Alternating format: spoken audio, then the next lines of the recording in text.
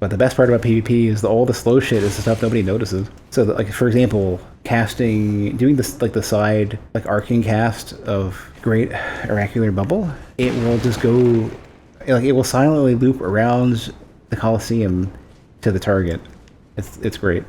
They never notice because it's moving really slow. My issue with the Colosseum is nobody's in it. I think I'd have to be like rune level 150 to 200 in order to get anybody there on PC. And I'm not really in the mood to get a PS5. They'd have to release like 4 good games all of a sudden that I really want to play right away. Like, okay, so Gradius 6. If I had played... Oh, I don't want to be here. Fuck this garbage. Gradius 6, Returnal 2 if I had played it, Contra 5 if it's made way forward, and Local Molito combined. You can try your best to get every time your regular PC Colosseum.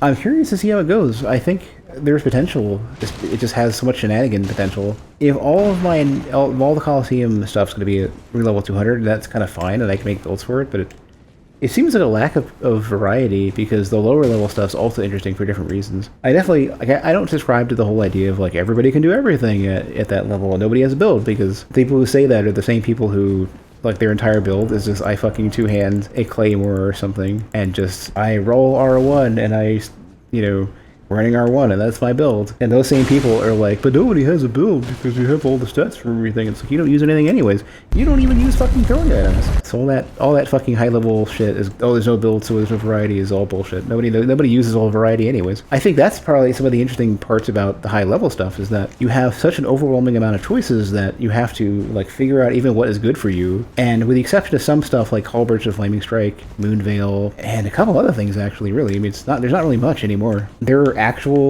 choice ambiguity, which is really good. I'm curious what's going to happen in the next patch.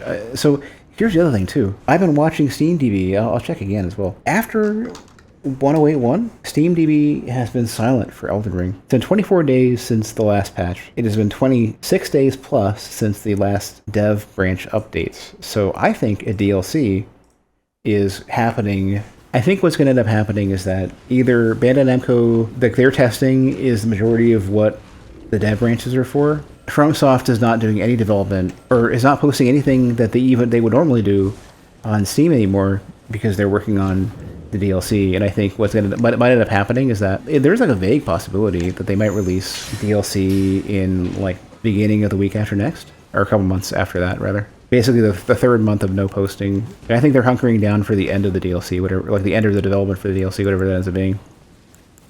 I think before the end of the fiscal year is a better target for, well, I guess, I don't know, that's a good point.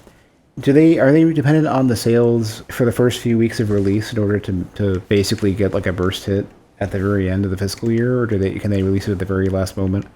And the money from the product released within that fiscal year counts.